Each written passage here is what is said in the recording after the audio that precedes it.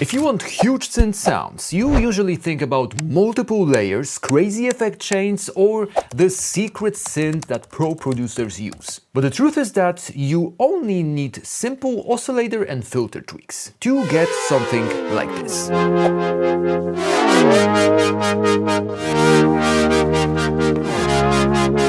Some harmony tricks are also welcome, but we will talk about them in a minute. You can follow along with any synth or plugin of your choice. I'm gonna cheat a little with the Polybrute here, but I won't use any of its superpowers I mentioned in this video. Let's start with bass, since you don't want it thin like my hair. Unusual suspect. But you can make it much beefier than just two detuned saw waves. So our first oscillator is a saw, but instead of using the second one, which sounds okay, try using a square shape. Here is a square one, and going back to saw. You can treat square just like a beefed up version of sine, but of course, nothing holds you back from introducing the sub as well.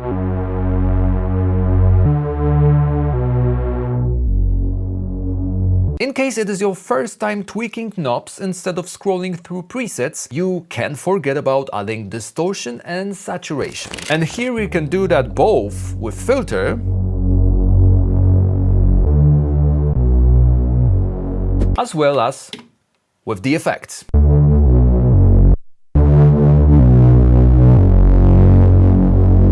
Now the distortion plays the role of adding high frequencies, but once I open the filter, it gets pretty nasty. And you know what? Since we used square wave, it's actually a good practice to add a little bit of pulse width modulation just to spice things up. So let's assign this pulse width knob to LFO2 and simply increase the amount. You need to be very careful with it, since once you crank it up to the max, it basically makes the sound disappear. Now, to be honest, it is just a starting point, since by tweaking envelope shapes, filters, applying different modulations, including the frequency one, you can get into any bass sound you want.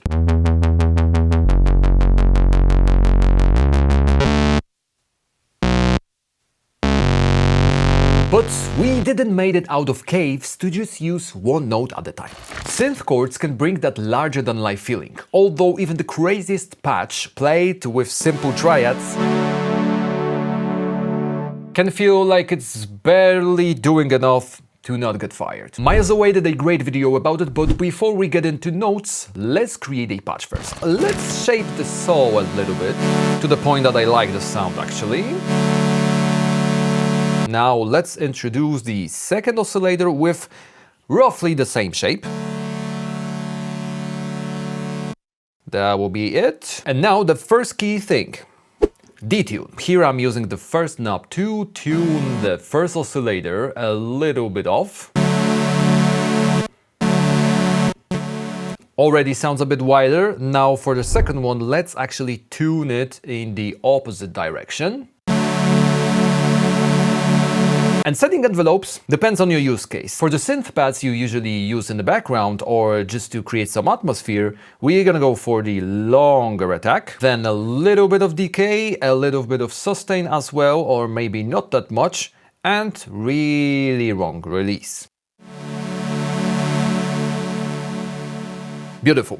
But for the keys, I would go with slightly faster attack, maybe no more release, a little bit of sustain as well. Okay, but we still haven't touched the main thing that adds character. A filter. Those two oscillators are going into the ladder filter this time. Let's increase the amount of filter modulation. Decrease the cutoff. Maybe add a little bit more resonance, and then tweak the filter shape as well. We are getting there, but for the root sound, there's one thing left. a stereo spread. And a good thing to try is obviously adding a little bit of chorus. That works just fine. You can also try using ensemble. A little bit wider, and just in case you're wondering what's the difference between chorus and ensemble, the second one uses more LFOs to modulate the delay times. And I know I promised I won't use any of Polybrute superpowers, but this stereo spread knob, it's a chef's kiss. As I'm still playing this basic triad, I think you know what I was talking about. It's still a little bit thin. But what about this one? A little bit more open. Going back to Devin's video, he's clearly a better key player than me, and if that counts for you as well, then here you go, an explanation for all of us MIDI and knob tweak warriors. So once you have simple chords like that, all you got to do is to highlight all the middle chord notes, like this, then put them an octave above. Now we can also try and use the root notes of chords, then duplicate or simply copy them an octave down.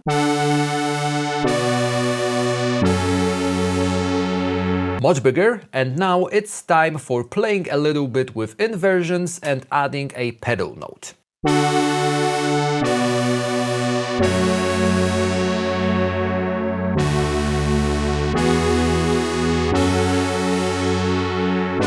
It's not rocket science at all, but just in case you are into inspiration rather than moving MIDI blocks, my free preset pack for live expression chords is all about progressions like that.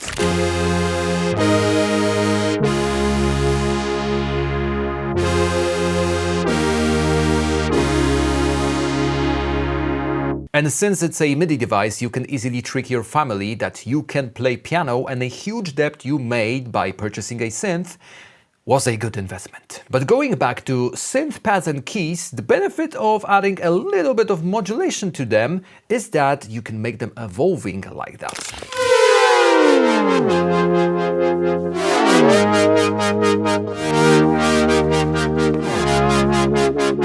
Let me know if you want more detailed video about advanced modulation tricks, but for now, leave a like for my honesty, since I liked it. The one sound that actually benefits a lot from adding more layers and a little bit of processing are leads.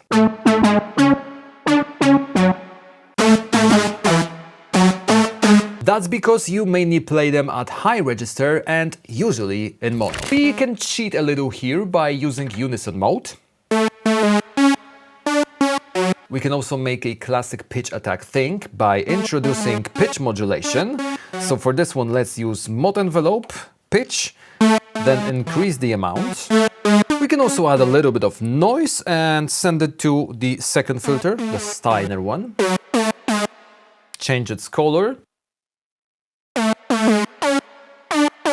And obviously play a little bit with a classics like frequency modulation.